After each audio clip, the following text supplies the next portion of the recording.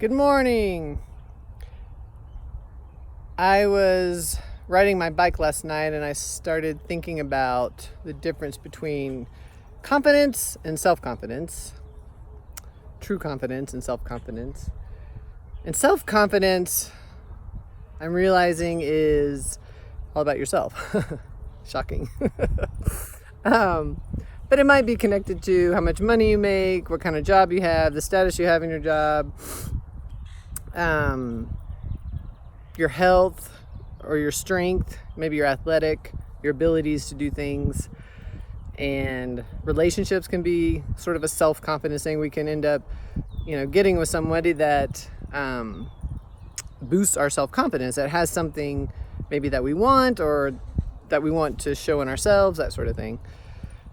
And these things are very temporary because relationships end usually. If it doesn't end, at some point you have to stand on your own 2 feet. You can't rely on somebody else to boost your confidence, self-confidence. Jobs change, we lose money, stuff happens. So when we're really just relying on ourselves, we're kind of forcing things. We're powering through our lives, just kind of on our own, really. There's not much depth there. And you start to ask yourself, so what happens when I get older and I can't bike as fast as I used to, or I can't bike as far as I used to, or I can't run as far, or I'm not as strong?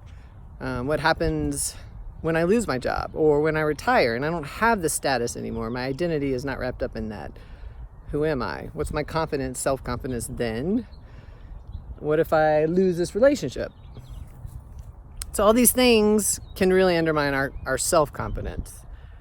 And true confidence is very different. It's very much about, what am I connected to? Something deeper. God, source, universe, whatever you want to call it. And it's you look around and you see the beauty of things. Obviously there's something deeper in our world. Because where would all this come from, right? Well, that's my opinion.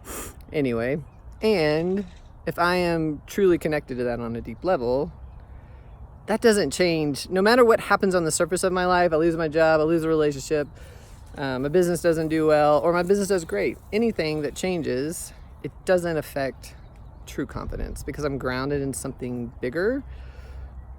And this is a practice that I've been working on a lot because I've realized I've kind of relied on self-confidence to power my life, and I'm trying to shift that. So being grounded in the moment, in the present, and what's happening, and anxieties and fears and all that stuff still comes up, but it's more about trusting and having faith in something bigger than just me. That I don't have to figure it all out. That if I'm listening to my intuition and I'm listening to what is important for me to do or follow, that's where confidence is. And then it doesn't matter if a relationship ends or a job ends, because I know and trust something better is coming along. So those are just my thoughts for the day. So why don't you think about, are you living from a self-confidence place or a confidence place? And if you realize it is mostly self-confidence, what could you start to shift? How could you start to dial in more to real confidence, true confidence, and be more present and find more peace and joy? Because that's really where it is. It's not in the self-confidence stuff. That's all superficial and tangible stuff that can go away at any moment. The confidence doesn't. That's much more intangible and deeper. So just my 2 cents. All right, have a great weekend.